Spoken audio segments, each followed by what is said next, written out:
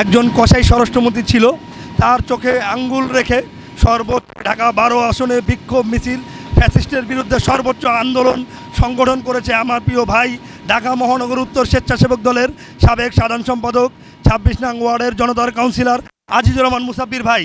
আপনারা জেনে থাকবেন এই 12 আসনে আমরা সর্বোচ্চ ফ্যাসিস্টের বিরুদ্ধে লড়াই সংগ্রাম, গুম খুন হত্যার প্রতিবাদে মিছিল সংগ্রাম করে গেছি।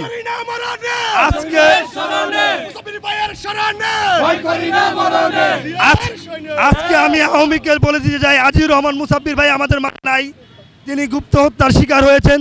কিন্তু মুসাব্বির ভাইয়ের হাজার সৈনিকেরা আমাদের এই 12 আসনে আমরা সকলে এক একজন আজিজুর রহমান মুসাব্বির ভাই হয়ে আওয়ামী লীগের একটি মানুষকে এই তেজগাঁর মাটি ঢাকা 12 আসনের মাটিতে ইনশাল্লাহ।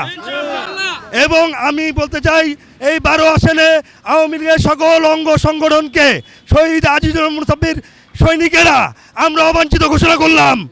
তাদেরকে যেখানেই পাওয়া যাবে সেইখানেই তাকে উচ্চ মাধ্যম দিয়ে আইন শৃঙ্খলা বাহিনীর হাতে তুলে দেওয়া হবে এবং আগামী 100 বছর আওয়ামী লীগ এই ঢাকা 12 আসনের মাটিতে পাও রাখতে পারবে না ইনশাল্লাহ।